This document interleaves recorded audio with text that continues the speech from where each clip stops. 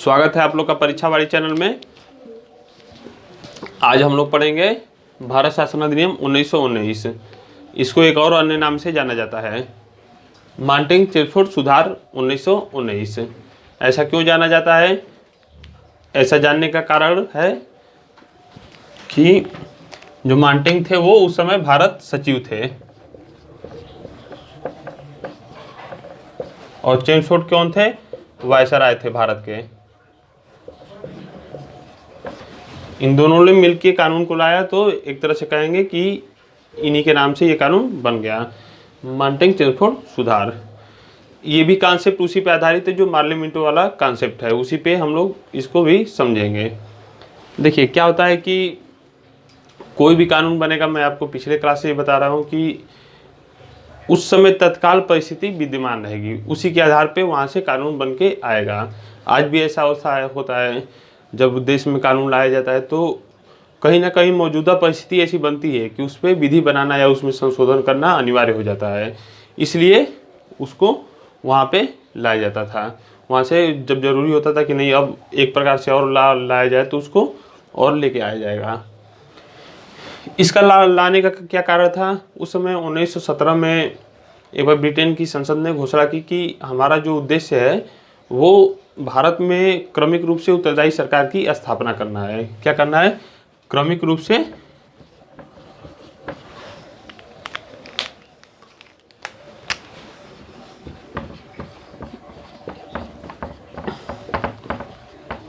उत्तरदायी सरकार की स्थापना करना है। इसी को देखते हुए 1919 का अधिनियम को लाया गया, एक तरह से कर सकते हैं, या कुछ और कारण रहा हो और मजबूती बनाने के लिए लाया गया हो, या वहाँ पे मांग बहुत तेजी से बढ़ गया हो, देश में जन आंदोलन काफ़ी तीव्र हो रहा हो, ये भी कारण हो सकता है कि उनको लुभावने देने के लिए या बनाए रखने के लिए शासन व्यवस्था ये कानून लाया गया। जो भी आप समझें उसको समझ सकते हैं, ठीक।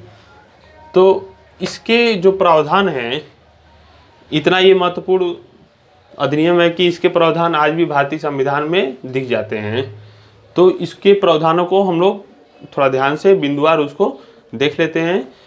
ये परीक्षा में काफ़ी पूछा जाता है, बहुत ही महत्वपूर्ण टॉपिक है ये, तो इसको हम लोग देखते हैं।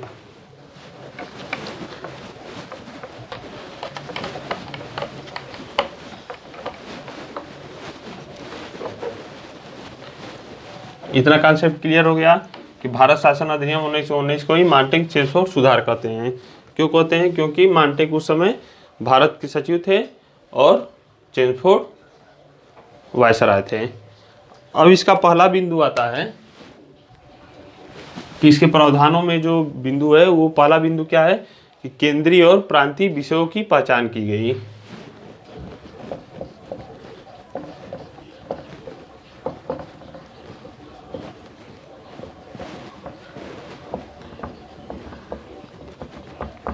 विषयों की पहचान की गई।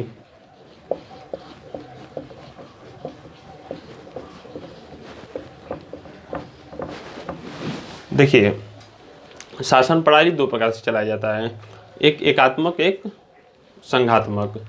एकात्मक में क्या होता है कि देश में एक गवर्नमेंट होगी और वो सीधे तौर पे पूरे देश पे शासन करती है, तो उसे एकात्मक बोला जाता है, यानी केंद्र सरकार ही पूरे देश को चलाती है। संघात्मक में क्या होता है कि जैसे हम लोग का देश है, अपने देश से समझिएगा कि भारत में एक केंद्रीय सरकार होती है और जो विभिन्न राज्य हैं उन राज्य सरकार उनका अलग होती है, हर राज्यों की अलग अलग सरकारें हैं।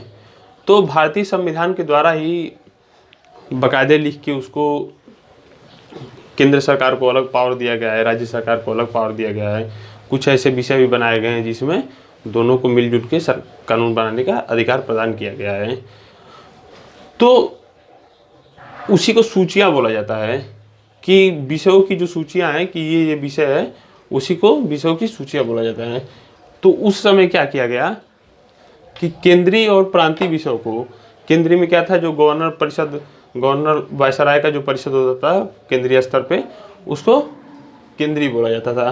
प्रांतीय या जो अन्य प्रांत थे उसको प्रांत बोला जाता था। उसमें विभिन्न प्रांत भी हुआ करते थे, तो उसको पावर दिया गया कि इस विषय पे आप भी कानून बना सकते हैं, इस विषय पे शासन व्यवस्था आप संभाल सकते हैं। लेकिन इसमें जो है झलक संघात्मक नहीं था, वो सर्वोच्च जो कौन था, तो वो केंद्रीय रहेगा, यानी शासन प्रणाली एकात्मक ही बनी रहेगी, लेकिन पावर दिया गया प्रांतों को भी। इतना हम लोग समझेंगे। तो पहला प्रावधान क्या था, केंद्रीय और प्रांतीय विषयों की पहचान की गई और उस पर कानून बनाने का अधिकार प्रदान किया गया। एक समझ लिया आप लोग।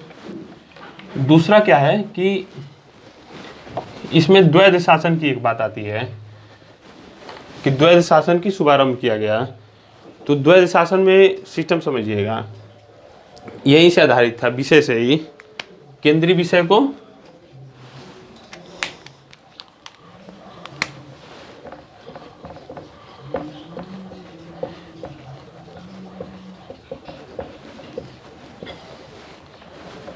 को दो भागों में बांटा गया था,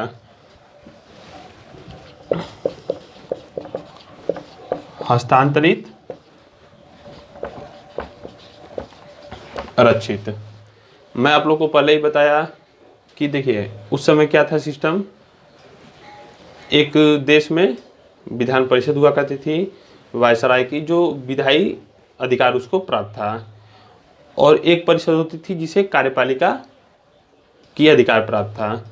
तो जो कार्यपालिका की परिषद थी वो गवर्नर वायसराय को सलाह दिया करती थी कार्यों को कार्यान्वित करने के लिए, और जो विधायी मंत्री परिषद होती थी, विधायी जो मंत्रिमंडल विधान सभा के प्रति, केंद्रीय विधानसभा जो था उसके प्रति उत्तरदायी होते थे, वो भी सलाह दिया करते थे, उनकी भी एक परिषद हुआ करती थी। तो वायसराय दोनों का सर्वोच्च अधिकारी था। समझ रहे हैं चीजों को। एक कार्यपालिका परिषद थी,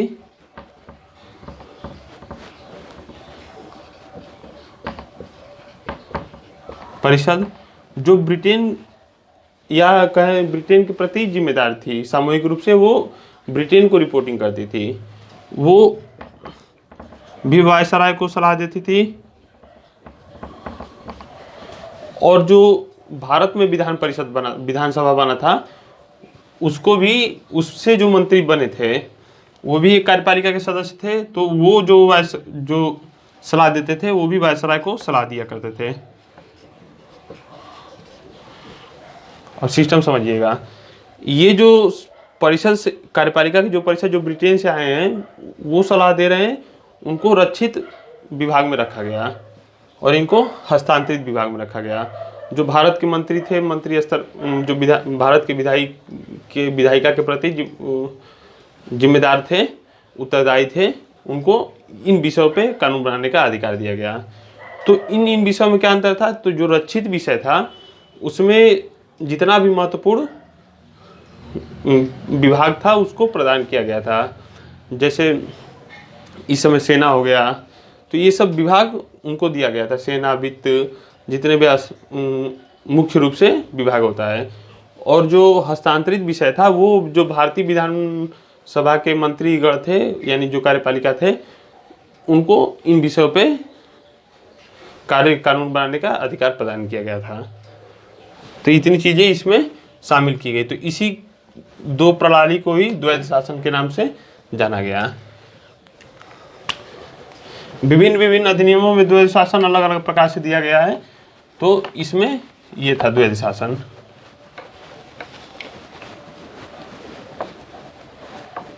मतलब कि आप इतना कॉन्सेप्ट समझिएगा कि जो केंद्रीय विषय था उसको दो पार्टों में डिवाइड किया गया, एक हस्तांतरित विषय, एक रक्षित विषय।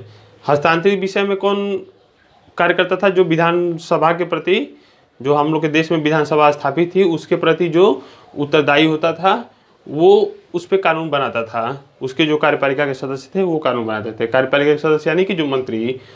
और रक्षित विषय में जो केंद्र सरकार वहाँ ब्रिटेन में रिपोर्टिंग करती थी, जो परिषद के सदस्य हुआ करते थे वायसराय के, वो सलाह दिया करते थे।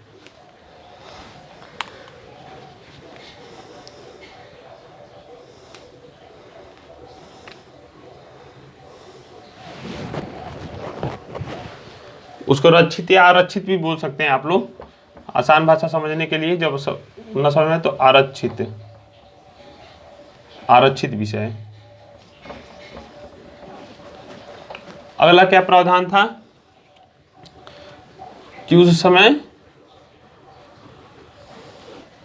2 सदनों की गठन की व्यवस्था इसी अधिनियम के तहत की गई थी। जो आज के डेट में हम लोग का लोकसभा राज्यसभा चल रहा है, उसी अधिनियम के तहत 2 सदनों की व्यवस्था कर दी गई। तो एक क्या था, केंद्रीय विधानसभा, और दूसरा क्या था, राज्य परिषद। देखिए, इस विधानसभा से जो मंत्री निकलते थे, इन दोनों के विधानसभा से जो निकल के जो चुने गए प्रतिनिधि थे, उसमें से मंत्री बनते थे, वो हस्तांतरित विषय में रहा करते थे। और जो आरक्षित विषय था उसमें वो जो ब्रिटेन से आए हैं वो उसमें रहा करते थे। लेकिन आरक्षित जो कार्यपालिका के सदस्य थे उसमें भी भारतीयों को शामिल करने का प्रावधान इसी अधिनियम में दिया गया था। तो उसको हम लोग आगे देखते हैं। तो इस विधानसभा में क्या सिस्टम था, इस विधानसभा में 134 सदस्य होने थे, जिसमें से 104 इलेक्टेड होंगे, यानी उनको निर्वाचन किया जाएगा।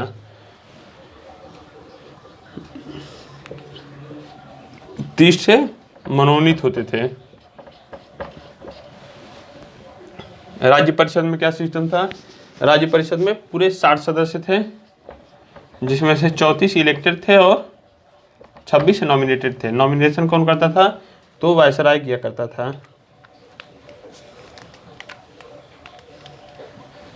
इतनी चीजें इसमें शामिल थी।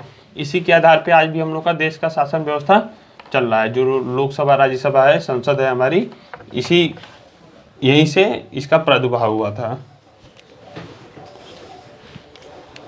फिर जो आरक्षित विषय था, हम लोग बता रहे हैं, जो गवर्नर जनरल की परिषद थी, उसमें 3 भारतीयों को शामिल करने का प्रावधान किया गया और उनकी संख्या भी बढ़ाई गई।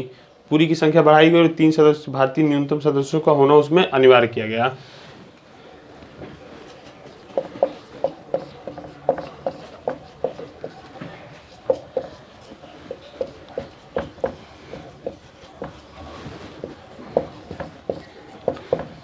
गवर्नर की कार्यपालिका परिषद, गवर्नर हटाइए, वायसराय करिए। ये कॉन्सेप्ट वही है, गवर्नर जनरल बोलिए, उस समय गवर्नर थे, तो पावर तो सेम है लेकिन नाम बदल रहा है। तो भाई यहाँ भी हम लोग को ध्यान देना आवश्यक है। तो कार्यपालिका परिषद एक विधायी परिषद, विधायी परिषद में मैं बता ही रहा हूँ, उसमें जो इसमें विधानसभा के जो सदस्य में से जो कार्य करवाते थे वो विधायी परिषद के सदस्य हुआ करते थे। तो कार्यपालिका परिषद में 3 भारतीयों को शामिल करने का प्रावधान किया गया। न्यूनतम 3 होंगे ही होंगे, लेकिन उनमें कमांडर इन चीफ जो होगा वो भारत का नहीं हो सकता, ये भी उसके साथ प्रावधान किया गया। तो इतना आप लोग समझ लीजिए। अगला क्या प्रावधान था इसमें, जो इन लोगों का निर्वाचन किया जाता था, जो केंद्रीय विधान सभा है या राज्य विधान परिषद, 2 सदनों का जो गठन किया गया है, उसमें से जो निर्वाचित होकर आते थे उनको वोटिंग कौन करता था, वोटिंग भी वही करते थे जो एक धन से या अपनी प्रतिष्ठा से या सम्मान से ऊपर हुआ करते थे या शिक्षित थे, तो उन्हीं को वोटिंग करने का अधिकार प्रदान किया गया। ये सार्वभौम मताधिकार का सिस्टम फॉलो नहीं किया जाता था। इसमें वो अपना सरकार जो थी वो वोटिंग करने वाले लोगों का नाम लिस्ट बनाती थी, वही वोटिंग किया करते थे। तो इसमें आप सार्वभौम मताधिकार का प्रयोग नहीं किया गया था, इतना आप लोग समझिएगा।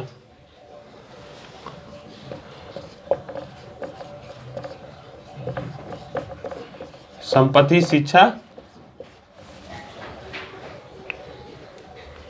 कर के आधार पे मताधिकार को सीमित किया गया था। और एक और महत्वपूर्ण बात इसमें थी कि जो सांप्रदायिक पृथक्करण का निर्वाचन पद्धति था उसको और विस्तारित किया गया।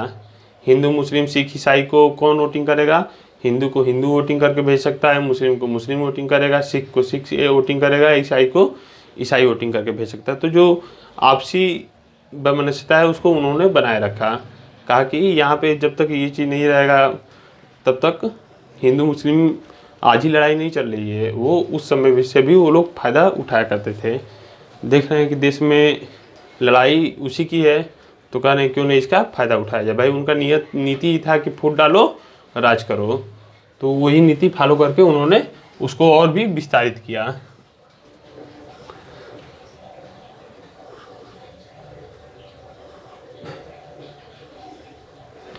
फिर अगला प्रावधान था कि ब्रिटेन में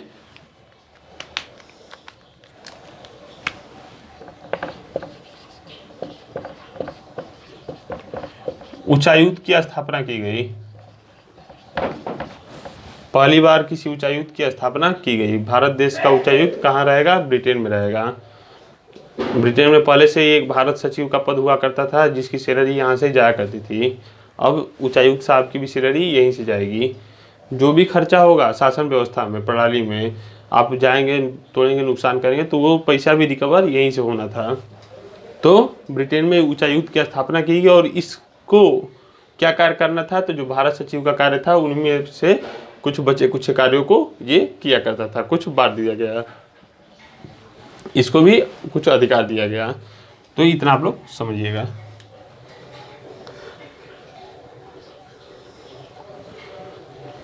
फिर इसी में प्रावधानित किया गया कि जो वैकेंसीज हैं, जो बड़े स्तर के अधिकारियों की नियुक्ति है, वो उसकी नियुक्ति कराने के लिए कमीशन की स्थापना की जाएगी।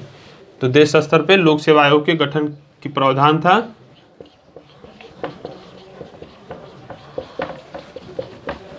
और इसी कानून के अंतर्गत 1926 में भारतीय संघ लोक सेवा की आयोग की स्थापना की गई। जो यूपीएससी है उसकी स्थापना इसी अधिनियम के आधार पे किया गया। जो हम लोग की सीएससी का एग्ज़ाम यानी सिविल सर्विस का एग्ज़ाम या सीडीएस का, एनडीए का जो भी एग्ज़ाम कराती है, तो उसकी स्थापना इसी कानून के तहत किया गया है। ये आप लोग महत्वपूर्ण है, इसको ध्यान में बैठा लीजिएगा।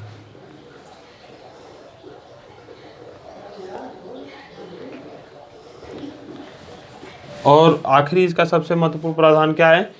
तो इस कानून ने राज्य सरकारों को भी बजट पेश करने के लिए अधिकार दिया कि वो अपना बजट खुद पेश कर सकते हैं। तो केंद्रीय और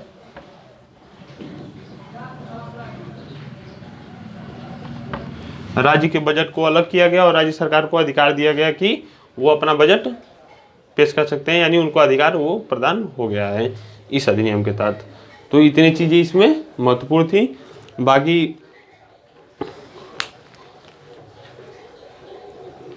कुछ है नहीं इसमें, तो आसानी से उम्मीद है आप लोग को समझ में आ गया होगा। आगे हम लोग 1935 के अधिनियम को पढ़ेंगे, फिर उसके बाद संविधान सभा को पढ़ेंगे। बीच में हम लोग ये भी पढ़ेंगे कि कोई कमीशन आता रहता है, जिसे वैधानिक आयोग बीच बीच में कि जाइए भाई, भारत कमीशन जो आज के डेट में गठन किया जाता है ना हम लोग के यहाँ, तो वो कमीशन भी उन्हीं की देन है। तो वो कमीशन आती है, जांच पड़ताल करती है, उसमें काफ़ी शिक्षित रिपोर्टेड आदमी रहते हैं, वो जाते हैं निष्पक्ष रूप से जांच करते हैं जगह जगह घूम घाम के, और अपनी रिपोर्ट प्रस्तुत करते हैं। एक निश्चित समय सीमा होता है उनका, और वो रिपोर्ट देंगे। जैसे साइमन कमीशन आप लोग पढ़ेंगे, तो वही रिपोर्ट के आधार पे कानून को बनाया जाता है। तो उन कमीशन को भी थोड़ा मोड़ा देखते हुए आगे 1935 को पढ़ेंगे। ये समाप्त हो जाएगा। उसके बाद 1900 संविधान सभा के निर्माण को पढ़ेंगे, देखेंगे उसके जो फैक्ट्स है, महत्वपूर्ण परीक्षा से उपयोगी तथ्य है। फिर उसके कुछ चीज़ों को समझेंगे कि किस प्रकार से संविधान सभा का निर्माण हो रहा था, किस प्रकार से कार्य किया जा रहा था। फिर आज के लिए इतना ही। हम लोग के पास भी अब बड़ा सा ब्लैक बोर्ड आ गया है, उसको जल्दी 2-3 दिनों में उसी पे अब क्लासेस चलेंगी। तो आप लोग जुड़े रहिए, बने रहिए परीक्षा वाली चैनल से। आप लोग को नई नई चीज़ें बताई जाएंगी।